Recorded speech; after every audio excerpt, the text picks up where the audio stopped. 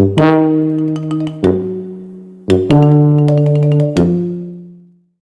berdua akan menyampaikan tentang pengertian bank dan bank syariah. Bank berasal dari kata Itali, dari kata banco yang artinya peti. Fungsi dasar bank yaitu tempat untuk menitipkan uang. Ya, pada Undang-Undang Nomor 10 Tahun 1908 disebutkan bahwa bank adalah badan usaha yang menghimpun dana dari masyarakat dalam bentuk simpanan dan kembali ke masyarakat berbentuk pinjaman atau kredit. Ada juga bank syariah. Bank syariah beroperasi berdasarkan syariah Islam, mengikuti ketentuan yang melarang riba atau bunga. Ada juga 3 larangan lainnya, yaitu maisir, bermakna judi. Yang kedua, goror, adalah ketidakjelasan transaksi jual beli. Contohnya membeli barang yang ada di dalam karung yang kita tidak tahu barangnya bagus atau tidak, halal atau tidak. Yang ketiga, zolim, adalah mengambil hak orang lain secara tidak benar. Akan menjelaskan sejarah bank syariah. Pertama kali didirikan di Indonesia adalah Bank Muamalat Indonesia pada tahun 1991. Pendirian bank syariah ini dimulai sejak 1990 ketika Majelis Ulama Indonesia membentuk kelompok kerja untuk mendirikan Bank Islam di Indonesia. MUI menyelenggarakan lokakarya tentang bunga bank dan perbankan di Cisarua, Bogor, Jawa Barat pada tanggal 18 sampai 20 Agustus 1990. Hasil lokakarya ini dibahas secara mendalam pada Musyawarah Nasional 4 pada tanggal 22 sampai 25 Agustus 1990 di Jakarta. Kelompok kerja ini disebut tim perbankan MUI yang bertugas melakukan komunikasi dan pendekatan pada pihak yang terkait. Kami berdua akan menjelaskan tentang dasar hukum perbankan syariah menurut Undang-Undang Nomor 7 Tahun 1992 dan diubah menjadi Undang-Undang Nomor 10 Tahun 1998, menyebutkan bahwa bank boleh beroperasi berdasarkan prinsip bagi hasil, tetapi belum bisa menyebutkan secara istilah perbankan syariah.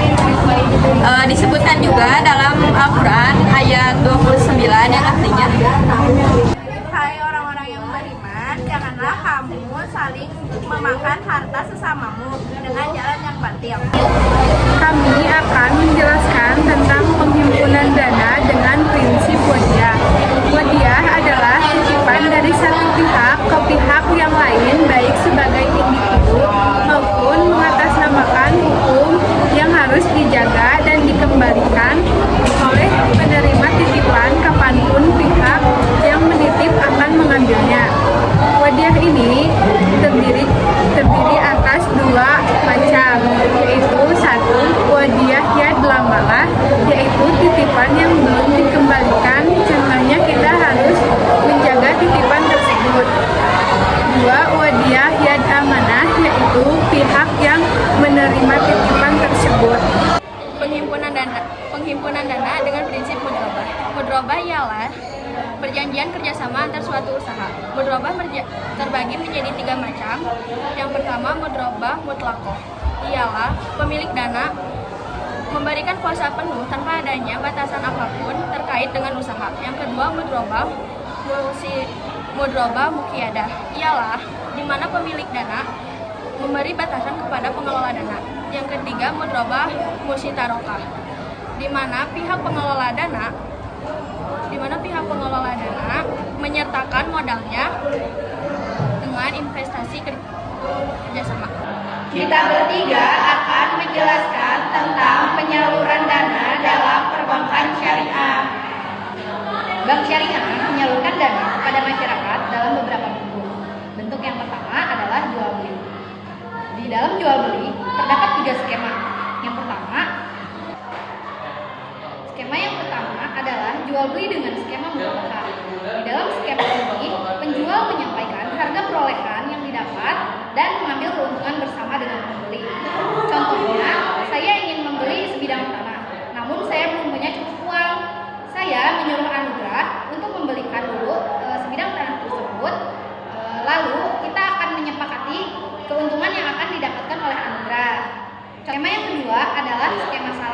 di mana pembeli harus melunasi suatu barang terlebih dahulu untuk mendapatkan barang tersebut.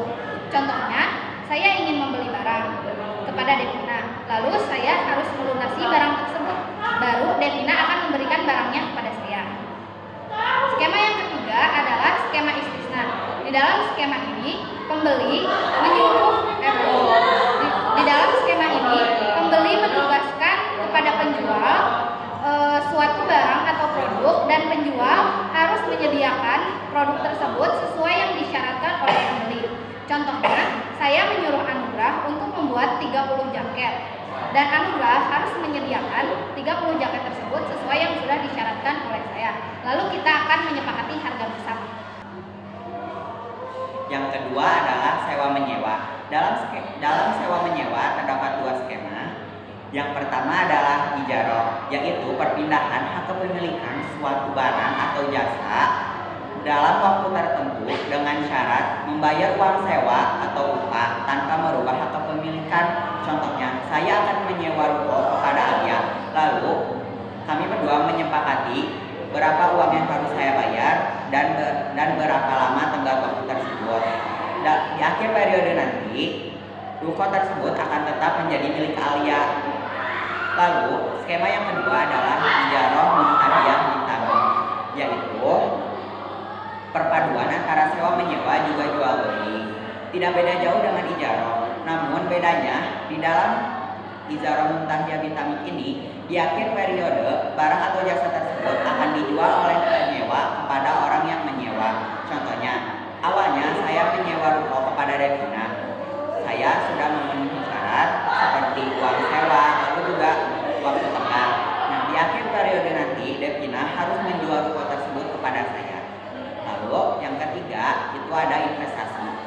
Dalam investasi terdapat dua skema. Yang pertama adalah mudharabah, yaitu kerjasama penanaman modal antara pemilik modal dengan pekerja dengan perjanjian ketika mereka memiliki keuntungan tersebut akan dibagi dua atau dibagi rata. Namun, ketika mengalami kerugian tersebut akan ditanggung oleh pihak pemilik modal saja. Dan skema yang kedua adalah musyarakah, yaitu kerjasama antara pemilik modal dengan pekerja untuk membangun sebuah usaha dengan perjanjian ketika mendapat keuntungan akan dibagi rata, dan ketika mengalami kerugian tersebut juga akan dibagi rata. Dan selanjutnya, dalam penyaluran dana juga ada yang disebut dalam jasa pelayanan. Apa sih jasa pelayanan itu? Jasa pelayanan itu adalah jasa atau pelayanan yang ditawarkan oleh bank syariah kepada nasabahnya yang didasarkan akadnya. Nah, akadnya ini dibagi menjadi 3, teman-teman. Yang pertama ada wakalah. Apa sih wakalah itu? Tentunya masih asing di telinga kalian.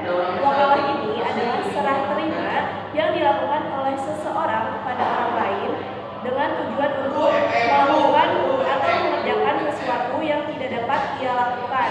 Contohnya seperti aku ingin meminta Anugrah untuk menjualkan handphone dengan harga 5 juta. Nah, Anugrah inilah wakalahnya. Di antara aku dan Anugrah ini, kita tidak dapat mewakilkan lagi amanah tersebut kepada orang lain. Jadi, cukup terhadap yang pertama dan yang kedua. Nah, lanjut.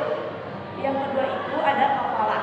Kafalah itu adalah transaksi yang timbul akibat suatu hutang kepada orang lain, dan hutang tersebut akan ditanggung oleh seseorang yang menanggungnya.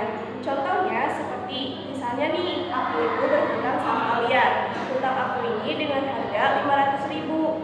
Terus Alia ini ingin menagihnya sama aku. Aku tuh pernah ingat dengan pernah meminjamkan uang dengan harga yang sama, yaitu 500.000 kepada Anugrah juga. Sehingga pada saat Alia ini menagih hutang aku, nanti aku bisa menagih hutangnya itu kepada Anugrah, dan Anugrah bisa membayarkannya kepada Alia. Jadi ibaratnya itu yang menanggungnya itu adalah Anugrah, begitu. Nah, yang terakhir ini ada hawalah. Hawalah itu adalah suatu bentuk jaminan yang diberikan dari pihak pertama kepada pihak kedua. Contohnya seperti dari pihak pertama itu adalah bank syariah dan pihak keduanya itu adalah nasabah. Misalnya gini, Anugrah itu ingin mengkredit sebuah motor kepada perusahaan leasing, dan yaitu dengan meminjam uangnya itu kepada bank syariah. Lalu aku ini sebagai bank syariah memberikan jaminan berupa surat jaminan kepada Anugrah supaya nanti saat uang kembali itu Anugrah bisa mendapatkan haknya kembali dengan surat jaminan tersebut. Kami akan menjelaskan hikmah dan manfaat bank syariah. Manfaat yang pertama, kita akan terhindar dari riba dan hukum haram. Yang kedua, transaksi keuangan yang dilakukan berdasarkan syariat Islam. Nasabah yang melakukan juga ikut andil dalam melaksanakan syariat Islam dalam bidang keuangan. Keuntungan diperhitungkan berdasarkan bagi hasil. Bank syariah menerapkan sistem bagi hasil. Sistem bagi hasil lebih rendah karena menghindari diri dari hal yang riba. Yang kelima, memberikan tabungan rendah. Yang keenam, dana yang diberikan nasabah disimpan sebaik mungkin untuk pembiayaan syariat Islam, bank syariat Islam. Yang ketujuh, bank syariah berhak menerima hasil investasi yang ditanamkan di bank tersebut. Yang kedelapan, dana yang disimpan nasabah akan ditanggung oleh LPS yang menanggung resiko kehilangan. Yang kesembilan, bank syariah adalah dana yang disimpan akan dipergunakan untuk